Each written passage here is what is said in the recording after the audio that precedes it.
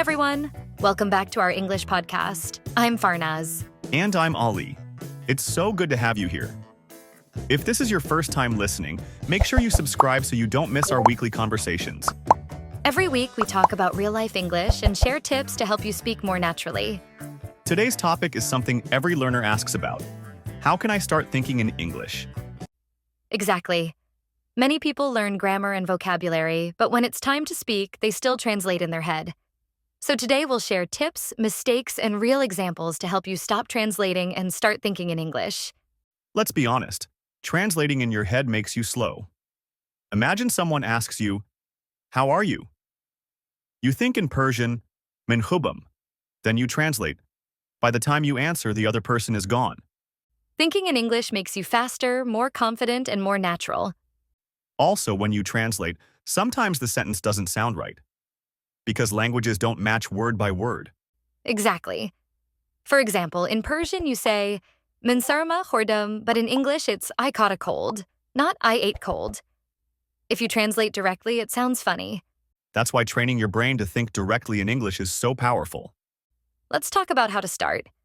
My first tip, use short sentences in your head. For example, "It's sunny. I'm tired. I need water." Yeah? And don't wait for perfect grammar. Just say what comes to your mind. Another way is to practice with daily routines. For example, when you wake up, say in your head, "I'm brushing my teeth. I'm getting dressed. I'm making breakfast."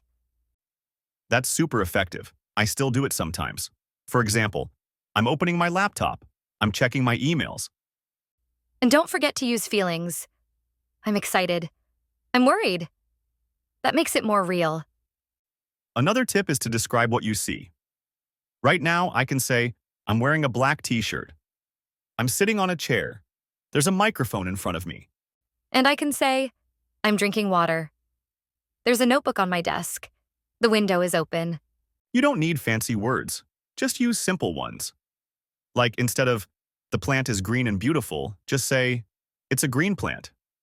Keep it easy. The goal is practice, not perfection. But many learners ask, "What if I don't know the word?" Great question. Don't stop. Try to explain it in English. For example, if you don't know ladder, you can say, "It's something you climb to go up." Exactly. This trains your brain to stay in English.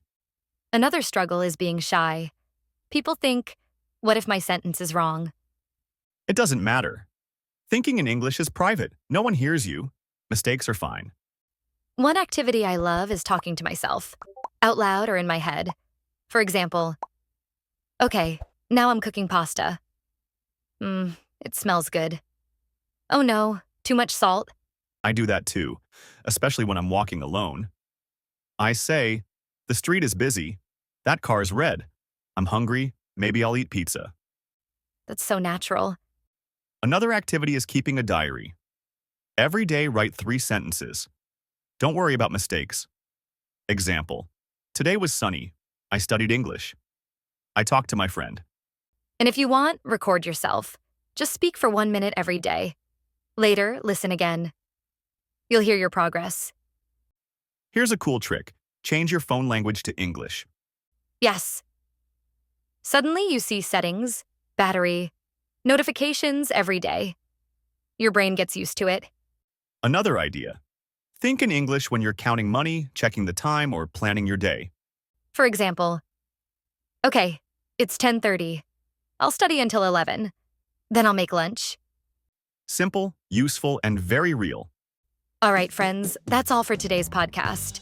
Remember, thinking in English is not magic. It's a daily habit. Start small, be consistent, and don't worry about mistakes. If you enjoyed this episode, please like, share, and subscribe so you don't miss our next podcast. And tell us in the comments, do you try to think in English? What sentences do you use every day? We'd love to read your answers. Thanks for listening, and see you next time. Bye-bye. Bye-bye.